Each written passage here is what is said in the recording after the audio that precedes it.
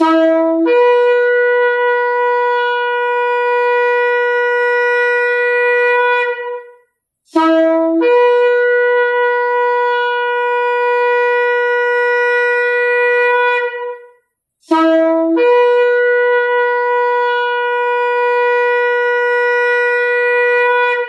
RPK yang dikasihi Tuhan dimanapun Anda berada. Shalom Beshem Yeshua HaMashiach, salam sejahtera dalam nama Yeshua HaMashiach, dalam nama Tuhan Yesus Kristus, Juru Selamat kita. Selamat mengikuti siaran Tekiyah, Telaah Kata Ibrani Alkitabiah bersama Gembala Benyamin Obadiah, Ketua GKMI Gereja Kehilat Mesianik Indonesia. Tekiyah adalah cara peniupan shofar seperti yang didengar tadi. Siaran Tekiyah dimaksudkan untuk menggali kebenaran Alkitab dari bahasa dan masyarakat Ibrani yang menjadi persemaian tumbuhnya iman Kristiani kita yang berasal dari tanah perjanjian Israel di Timur Tengah. Saudara dapat mengajukan pertanyaan ke 0812-9912-430. Shalom Pak Ben. Ya, shalom Bu Ira, shalom sahabat RPK dimanapun Anda berada. Hari ini kita akan membahas kata Ibrani mar'ah. Dalam bahasa Ibrani dieja mem, resh, alef, he, dibaca mar'ah, tunggal, mar'ot, jamak, artinya cermin. Mar'ah, cermin. Keluaran 38 ayat 8. Dibuatnyalah bejana pembasuhan dan juga alasnya dari tembaga, dari cermin-cermin, mar'ot, para pelayan perempuan yang melayani di depan pintu kemah pertemuan. Tuhan memerintahkan umatnya membuat tabernakel atau kemah pertemuan, tempat ia berjumpa dengan umatnya. Tabernakel dilengkapi dengan perabot yang kaya makna simbolis. Elohim memerintahkan membuat miskan, kemah pertemuan, karena ia ingin tinggal di tengah umatnya. Keluaran 25 ayat 8, dan mereka harus membuat tempat kudus bagiku supaya aku akan diam di tengah-tengah mereka. Itu di tengah-tengah mereka Betokham. Membaca ayat ini dalam bahasa Indonesia, kita akan berkesimpulan bahwa Tuhan ingin tinggal di tengah-tengah Israel, yang secara spasial ada di tengah perkemahan Israel. Ini menunjukkan Tuhan sudah bersama Israel. Tetapi bila dibaca dalam bahasa Ibrani, ayat ini mempunyai makna yang lebih mendalam, seperti yang dijelaskan dalam komentari rabbinik berikut. Ayat tersebut tidak mengatakan, dan aku akan diam di dalam itu. Tetapi, dan aku akan diam di dalam mereka. Di dalam masing-masing dan setiap orang dari mereka. Frasa di tengah-tengah mereka diterjemahkan dari Betokham.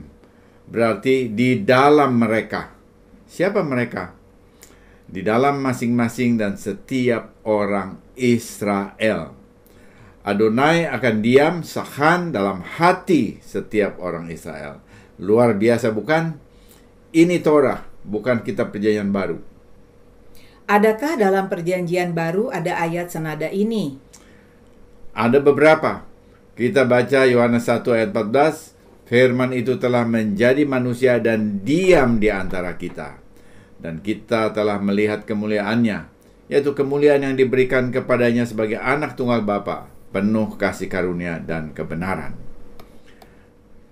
Yohanes 1 ayat 14 dalam The Leeds Gospel beraksara Ibrani memakai frasa, firman itu menjadi daging, vayiskon, betokeinu, dan tinggal di dalam kita. Bukan hanya di antara kita, tetapi di dalam kita. Hal ini diperkuat oleh tulisan Yohanes lainnya dalam Wahyu 3 ayat 20. Lihat, aku berdiri di muka pintu dan mengetuk. Jikalau ada orang yang mendengar suaraku dan membukakan pintu, aku akan masuk mendapatkannya. Dan aku makan bersama-sama dengan dia, dan ia bersama-sama dengan aku. Adonai mau tinggal dalam hati umatnya. Yeshua mau tinggal di dalam hati umatnya. Saudara dan saya secara pribadi. Ayat ini dipakai untuk menjadi landasan untuk mengundang Yeshua masuk dalam hati kita. Perhatikan, ternyata ayat perjanjian baru ini pun tetap berlandaskan Torah. Bagaimana pandangan Rabbi Shaul Paulus? Di abad pertama, Rav Shaul Paulus sudah melihat ini dalam bahasa Ibrani. Diurapi Ruach HaKodes, ia menerapkan pada kehidupan umat dan pribadi orang percaya. Ia menulis dalam 1 Korintus 3 ayat 16, "Tidakkah kamu tahu bahwa kamu adalah bait Elohim dan bahwa Roh Elohim diam di dalam kamu?" Banyak pembaca Alkitab abad 21 menyangka bahwa pendeta Paulus sedang mengajarkan bahwa maksud bait suci sesungguhnya adalah tubuh orang percaya. Dan dengan demikian ia menyanggah perlunya bait suci dan pembangunan bait suci kembali. Ini pemahaman Helenis. Ketika Paulus menulis surat 1 Korintus, bangunan bait suci di Yerusalem masih tegak berdiri. Ia tak punya masalah dengan bangunan bait suci. Tetapi dalam arti mistis atau rohani, ia mengajarkan bahwa tubuh kita pun berfungsi sebagai bait Elohim. Karena Ruach Elohim, Roh Kudus, tinggal di dalam kita. Pengertian yang diajarkannya berasal dari Torah Ibrani. Para Rabi Farisi mempunyai pemahaman yang searah. Dalam perspektif kolektif, Rav Shaul melihat jemaat merupakan seluruh bangunan di dalam Yesua yang dibangun bersama, tumbuh menjadi bait suci yang mulia di dalam Dia. Kita semua dibangun bersama menjadi tempat kediaman Tuhan melalui Roh Kudus. Efesus 2 ayat 21 dan 22. Bagaimana dengan perlengkapan dalam miskan kemah pertemuan itu? Salah satu perabot tabernakel adalah bejana, perunggu atau tembaga, tempat semua ritual imamat di tabernakel dimulai. Bejana perunggu itu dibuat dari tumpukan cermin yang dirakit. Cermin-cermin ini terbuat dari perunggu yang sangat halus, sangat mengkilap. Cermin perunggu ini dimasukkan dalam sumbangan perunggu untuk kemah suci bersama daftar perhiasan yang disumbangkan oleh para wanita. Torah membedakan sumbangan benda-benda yang terbuat dari emas dan benda-benda yang terbuat dari tembaga atau perunggu. Benda-benda dari emas digunakan bagi peralatan di dalam kemah suci seperti tabut perjanjian dan mezbah serta menorah. Cermin-cermin perunggu dari para wanita yang disumbangkan kemudian dibuat menjadi sebuah bejana khusus, yaitu bejana pembasuhan, tempat para imam membasuh tangannya. Dalam komentar rabbinik tertulis bahwa hal ini membuat Mose menjadi ragu-ragu. Apa yang membuat Moshe bersikap demikian? Ya, cermin-cermin tersebut sebelumnya telah digunakan untuk membangkitkan naluri jasmaniah para lelaki Israel terhadap istri mereka. Dengan cermin itu, istri dapat melihat dan mempercantik wajah agar suaminya tertarik untuk menghampirinya. Nah, sekarang cermin-cermin itu dilebur untuk menjadi bejana pembasuhan. Nah, latar belakang cermin inilah yang membuat Mose menjadi ragu. Ketika Tuhan melihat keraguan Mose terhadap cermin-cermin ini, Dia mengatakan kepadanya bahwa cermin-cermin ini mempunyai peran yang unik dibandingkan dengan benda-benda lain yang telah disumbangkan. Karena jika bukan karena cermin-cermin ini yang digunakan oleh para wanita untuk membuat diri mereka menarik bagi suami mereka, ketika mereka kembali dari kerja keras yang melelahkan dalam perbudakan, jumlah Bani Israel tidak akan cukup banyak sebagai pasukan yang hadir untuk menerima wahyu Tuhan di Gunung Sinai dalam pemberian Asar Hadeforot atau 10 firman dalam rupa 2 loh batu itu. Bangsa Israel menjadi satu sebaot, yaitu bala tentara yang besar. Perhatikan, melalui cermin inilah para wanita Israel berhasil melipat gandakan bala tentara Israel. Adakah segi lain dalam penyerahan cermin oleh para wanita? Ya, ada, dan ini menarik. Perhatikan dalam Keluaran 38 ayat 8 tadi, kita membaca bahwa para wanita yang menyumbangkan cermin perunggunya adalah mereka yang sering berkumpul di gerbang kemah pertemuan. Ini menunjukkan bahwa para wanita ini bukanlah wanita Israel pada umumnya, tetapi wanita yang sangat saleh dan tidak lagi mempunyai kecenderungan untuk menikmati hal-hal jasmaniah di dunia ini. Mereka telah mengabdikan diri mereka secara eksklusif untuk melayani Tuhan. Oleh karena itu, Karena mereka telah menggunakan cermin untuk mempercantik diri, mereka menyumbangkannya untuk kemah suci. Ketika Torah mengatakan yang datang berbondong-bondong ke pintu kemah pertemuan, ini adalah referensi untuk para wanita yang berbondong-bondong setiap hari ke pintu kemah suci untuk berdoa di sana dan untuk mendengar kata-kata Torah. Apa maknanya bagi kita? Ini menunjukkan bahwa para wanita ini dengan sukarela menyerahkan cermin yang biasa dipakai untuk mempercantik diri pribadinya untuk diserahkan kepada pembangunan bait pertemuan sebagai tempat kediaman Tuhan di tengah umat Israel. Ini adalah satu bentuk penyangkalan diri. Ini menunjukkan nilai kerohanian yang diangkat di atas hal-hal jasmaniah. Ini adalah kesadaran bahwa Tuhan itu utama dalam kehidupan mereka. Ini juga menunjukkan pengorbanan kepentingan pribadi bagi kepentingan umat. Untuk semua hal ini tidak heran bila Elohim yang mengetahui hati manusia membiarkan cermin-cermin perunggu itu dibuat menjadi bejana pembasuhan tangan bagi para imam sebelum mereka melakukan pelayanan mereka di kemah suci. Para wanita yang menyumbangkan cerminnya kepada pembangunan Mishkan lebih menekankan aspek keindahan batin daripada aspek penampilan luar. Bagaimana kedua aspek ini disandingkan?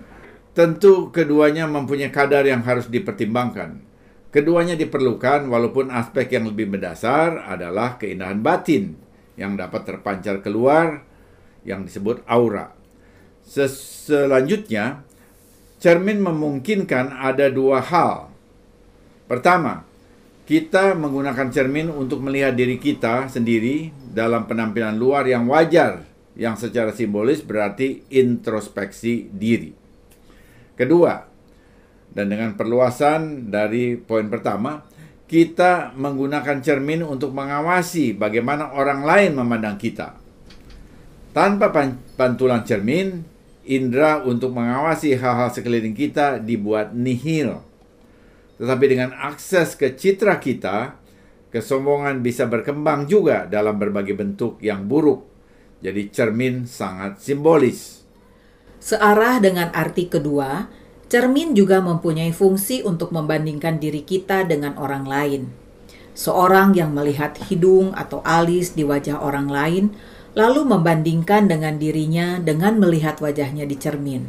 Benar, dalam kedagingan kita cenderung membandingkan diri kita sama satu sama lain. Dan cermin adalah satu alat yang kita gunakan untuk melakukannya. Cermin dipakai untuk menyanjung diri kita, bahkan untuk menyintai diri sendiri, seperti kita melihat pada Narsisus dalam mitologi Yunani.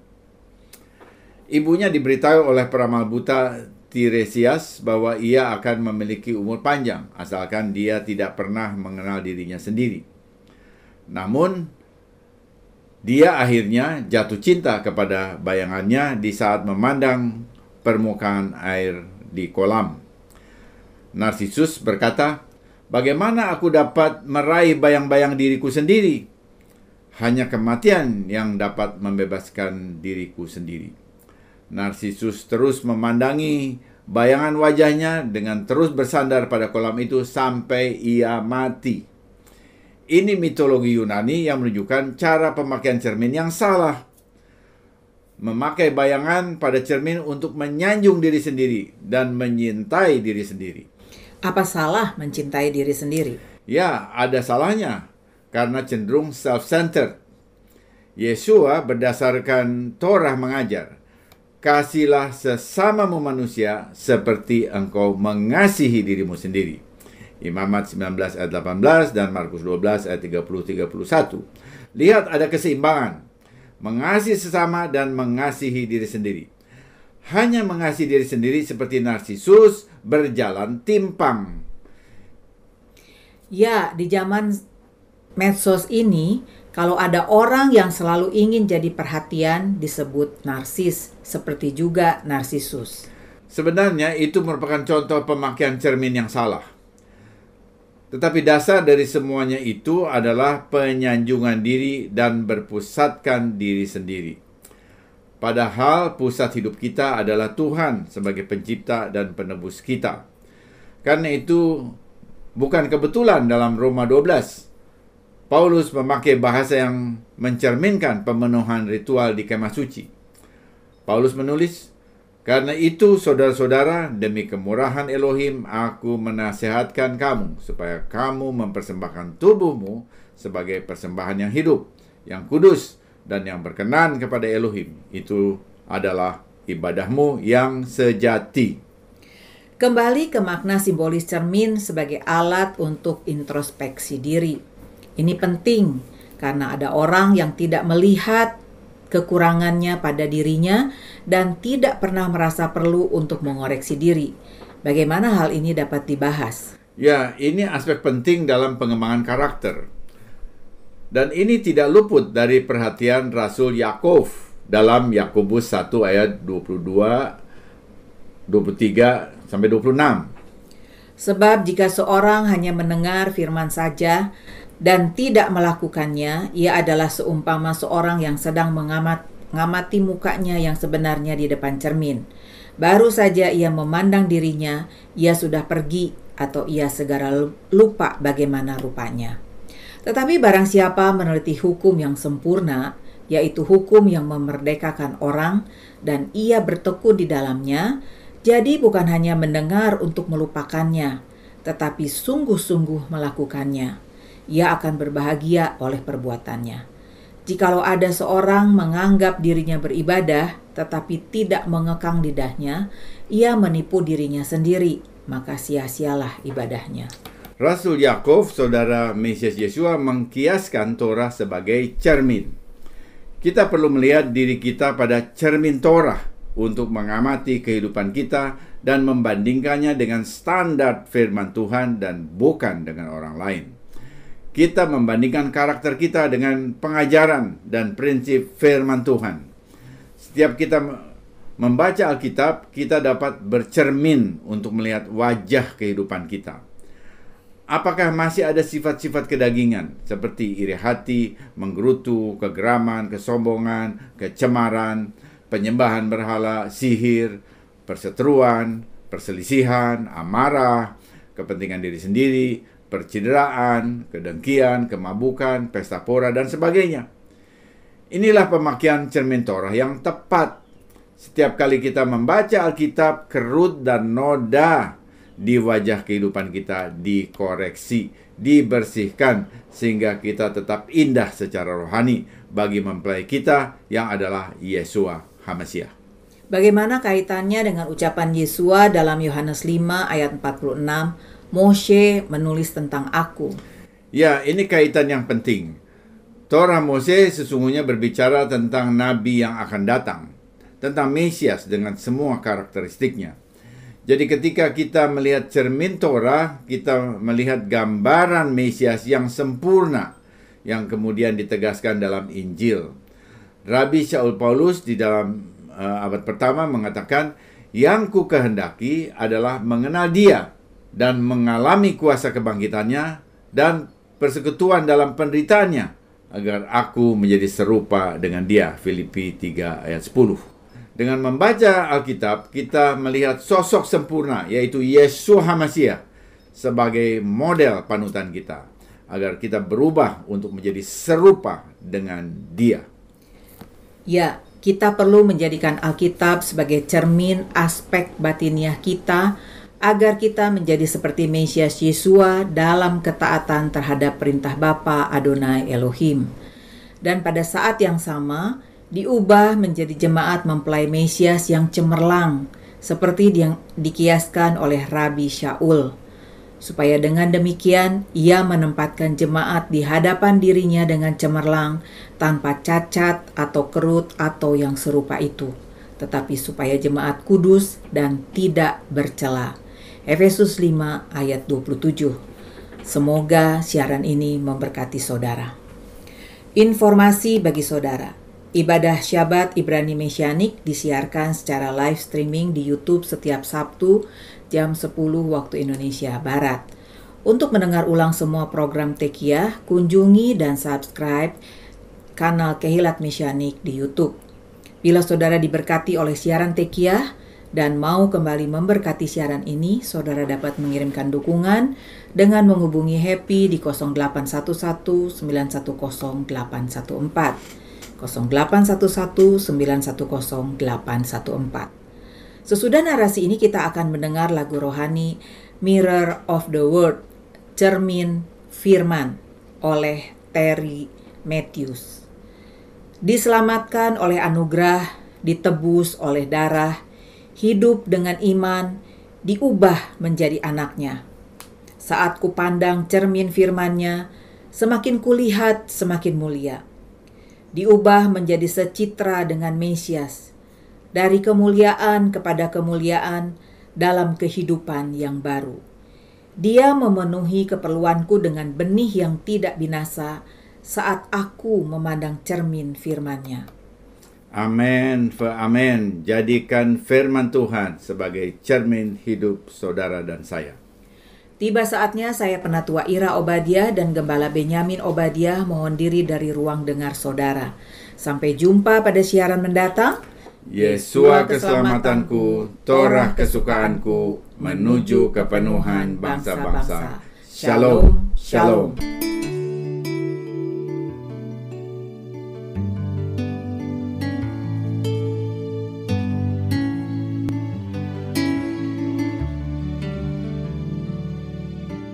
It must be so, that's what I see. Every time I look, there's victory. The Holy Spirit is working in me as I look into the mirror of the Word. As I look into the mirror of the Word. Saved by grace, redeemed by the blood, filled with faith, conformed to His Son. The more I see, the more glory, as I look into the mirror of the Word. As I look into the mirror of the Word. It's all there from A to Z, how He gave His life to ransom me. Redeemed from the curse, I am truly free, as I look into the mirror of the Word. As I look into the mirror of the Word.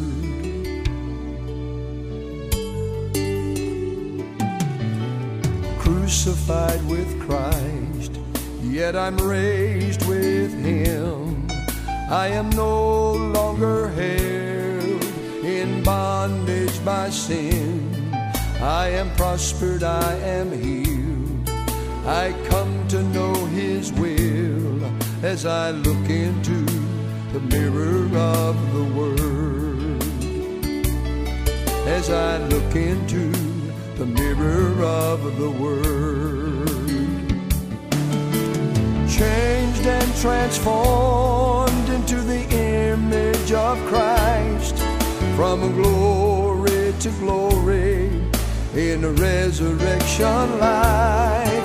He meets all my need with this incorruptible seed, as I look into the mirror of the Word. As I look into the mirror of the Word. As I look into the mirror of the Word.